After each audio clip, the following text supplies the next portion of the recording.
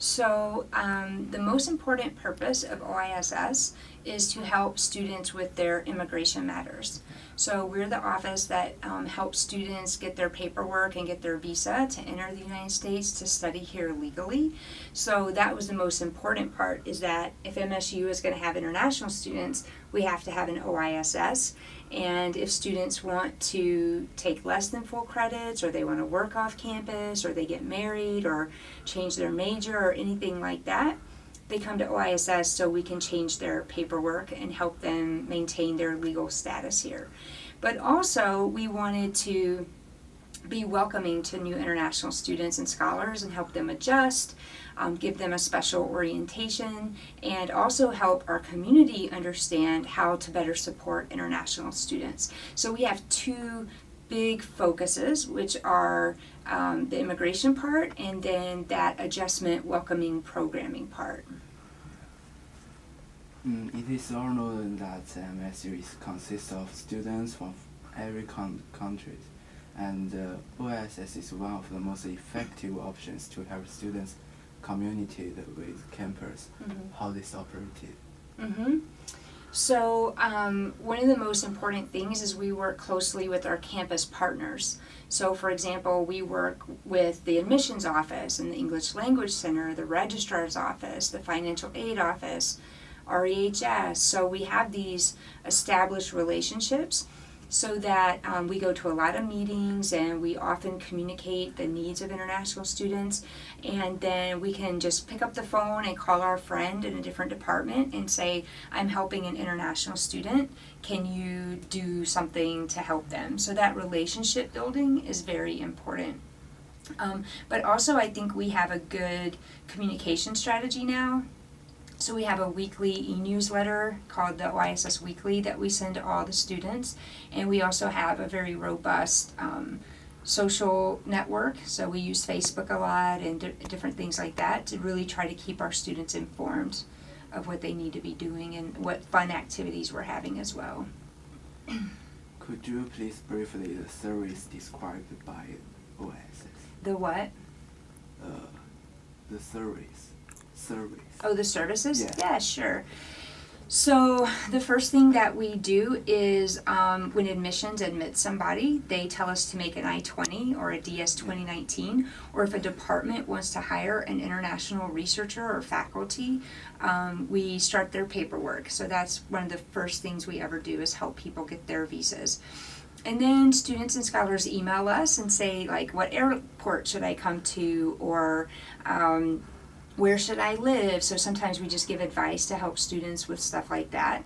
And then we have our own special IAOP, International Academic Orientation Program. So international students come a week early and we do a special orientation for them. And then we have some special presentations for graduate international students.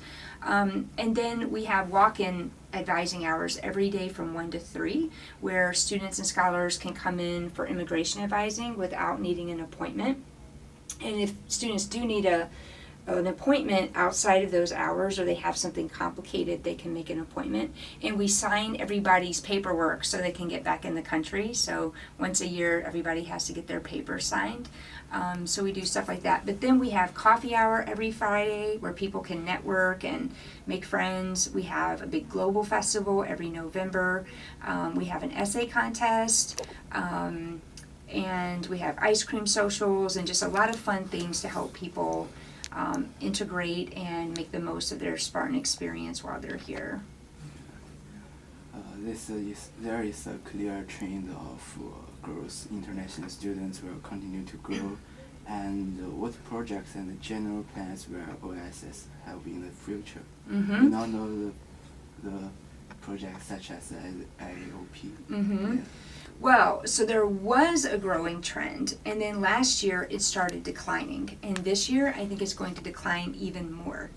So that's kind of bad news for us, that we're having fewer and fewer international students come to MSU. So we're going to have to sort of adjust to those new numbers. Of course, it may help us have more personal contact and better one-on-one services. If we have fewer students, we can give more attention to each one. But we have started some new services and programs, like a scholarship program for student leaders, and we give funding to help student groups do their culture sharing events, so I think we'll continue to do stuff like that. But we're always dreaming of new programs, like maybe connecting students with faculty to go to their house for Thanksgiving dinner, something like that, or maybe matching international and domestic students to be friends and practice their language and share their culture together. So these are some big dreams that maybe if we have fewer students, we might be able to start some of those programs that we haven't been able to do yet. So we're also going to be getting a new director, and so we don't know what vision that new director is going to have, but hopefully that new director will help us be innovative and come up with some cool ideas. Yeah. Mm-hmm. The last question is, as a student, how to attend the OISS? Mm-hmm. So if you have an immigration matter, you can always come to OISS Monday through Friday from 1 to 3. You don't even need an appointment, you just show up. If those hours aren't convenient for you or you have a complicated situation, just email us and we can help you make an appointment. Or you can go to the advisor appointment system that you use for your academic advisor and you can make an appointment with OISS. When it comes to our fun activities, I think you need to read that weekly email. We send it every Thursday. So you can learn about field trips and ice cream socials and fun things that we're offering. And it's almost always free. If it's like a Pistons game or a Mackinac Island trip, you have to pay a small fee for the bus. But most of our events are free and you can just show up and join. But I think every international student should think of OISS as kind of your home. And so if you have any stress or any problem, you can always come to us. And if it's not something our office is the expert at, we'll call our friends in a different office and we'll help connect you. So for example, we can help students if they're having a mental health concern, or if they want to talk to someone in the LGBT Resource Center, or if they're having financial difficulties or anything like that, you can always come and talk to us and we'll do our best to help you or connect you with the right office. So everyone's always welcome to our events, including domestic students. We love when domestic students come to our coffee hour or come to our global festival or field trips, because that's one of my big goals. I want to see domestic and international students hang out more and be better friends. And even among our international students from 130 countries, I want them to all hang out more, not just with people from their own country. I think it's very normal and natural and comfortable to hang out with people from your own country. It's more relaxing to speak your own language and eat your own food and that kind of thing. And there's nothing wrong with that. But I think you should also make friends from other countries.